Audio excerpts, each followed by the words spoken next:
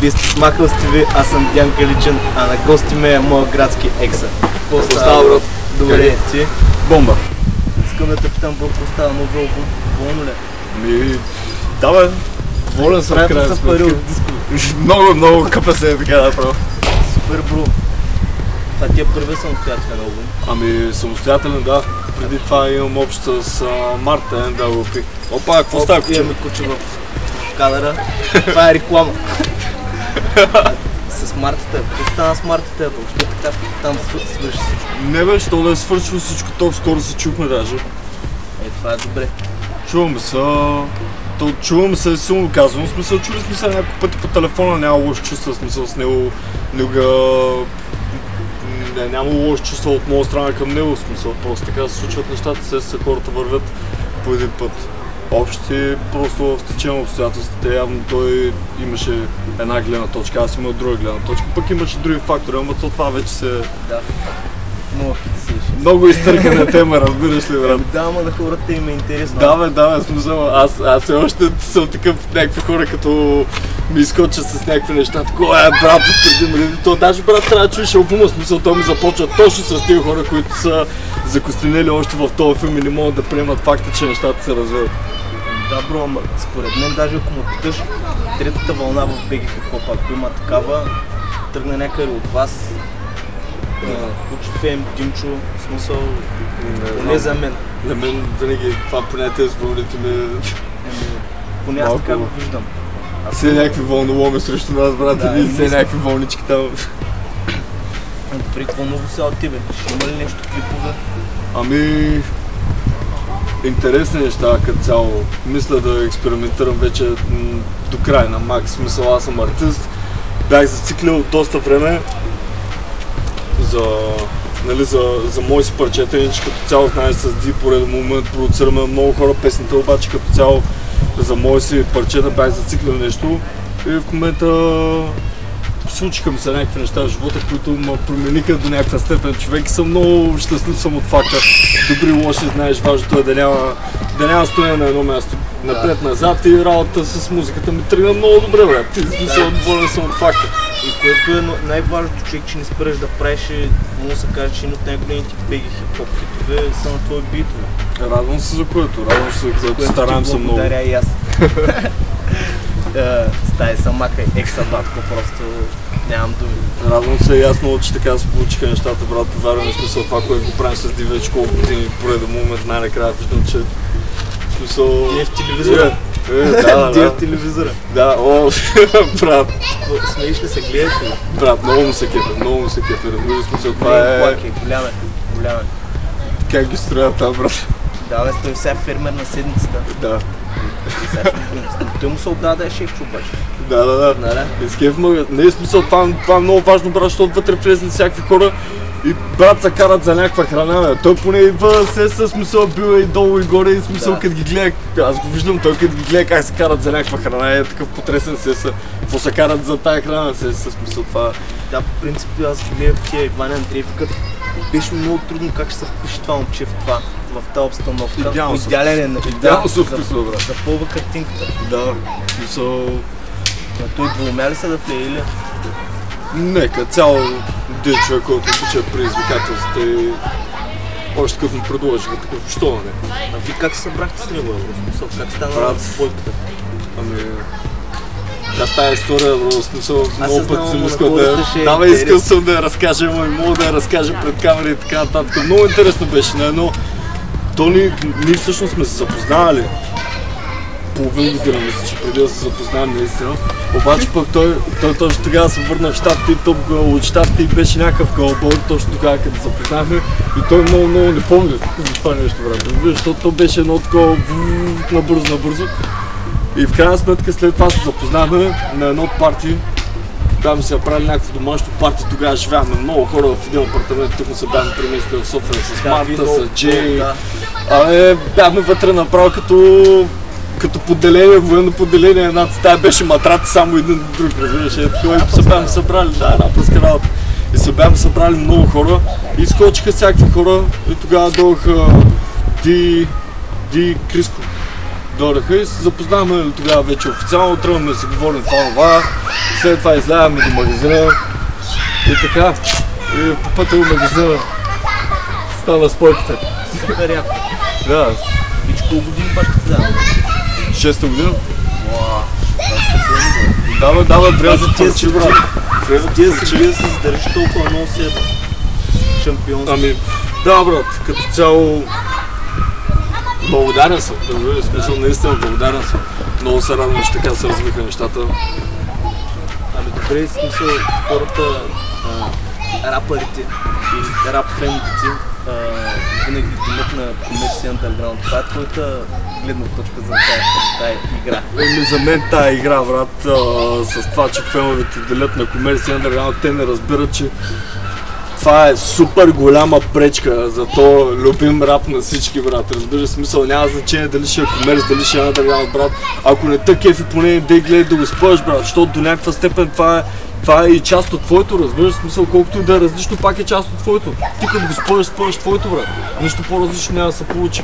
Понеже гледай ги другите жанрове, брат, те могат да си имат някакъв вътрешен хейт между тях и така нататък, обаче то при тях се е някакъв вид компетиция, конкуренция и това не го показват на феновете и феновете подкрепят всеки един. В смисъл, жанровете си вървят напред, докато шиба не е рап, брат, затова беше толкова закостенял, докато ето сега почнаха да се случват малко повече неща, хората почнаха да разбират, че освен музика това е шоу бизнес, нали?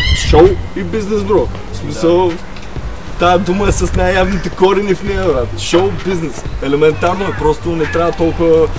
Никой не е рицар на рапа, брат, никой не е спасителя на рапа. В смисъл, нека всеки си има любим изпълнител да го подкрепя. В същото време нека да не гледат да спъват другите, понеже всички бягаме за това нещо, всички бутаме това колело, брат.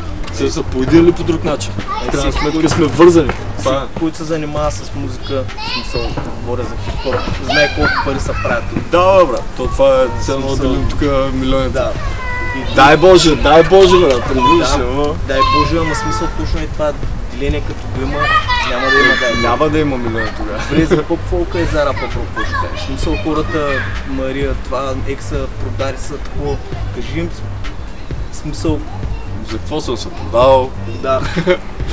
Не знам, като цяло смисъл направихме, ето виждаш, след като направихме този проект, колко такива подобни проекти излягаха, брат. Да. В крайна сметка сме направили някакъв мост между двата жанра, значи аз като малък бях супер против тези работи, то даже в мои стари песни имам супер много такива крайни изказвания и така нататък, ама той живота учи, знаеш. Песничките са яки, човек, аз в смисъл, за мен музиката трябва да те кара да танцуваш, да танцуваш, бро. Когато им песнички са, аз нямам нищо против, смисъл, в крайна сметка аз съм артист, брат, разбираш.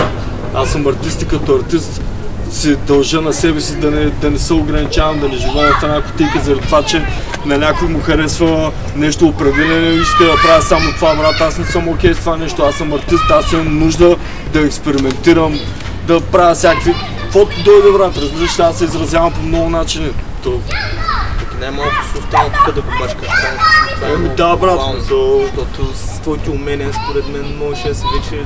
И като цяло смисъл, много добре знаеш хората, с които сме работили, не са само комерциални изпълнители. Мога да извадим един списък с имена и то всякакви имена, за които хората сещат с смисъл, като тръгнем да говорим за. Не искам да говоря в имена, ама са двете крайности, разбираш? Да.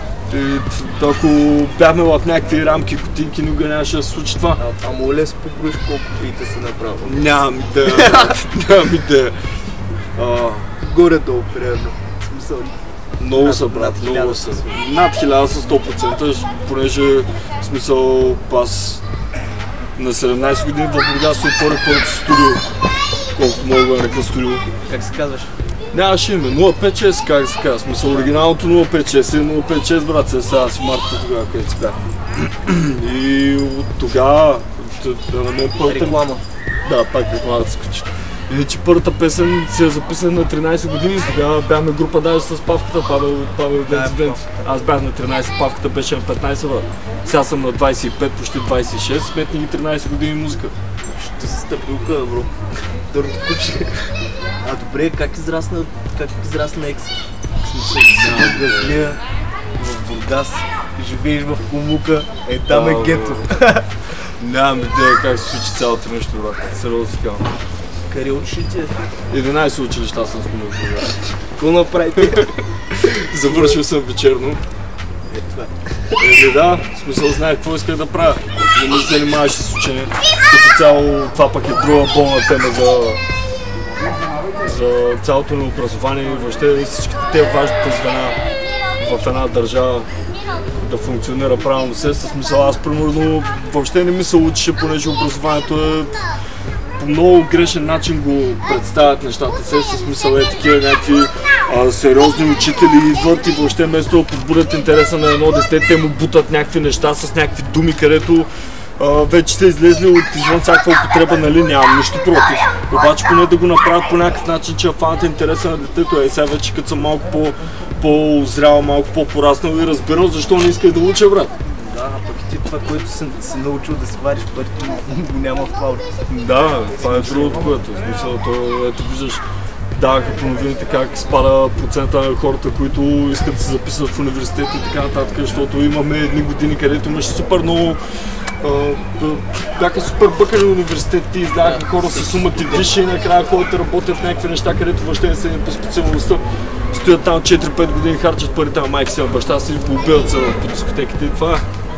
Добре, както мина един ден? Ставам, мятам се по задачите и лягам, брат. Това ли? Това е.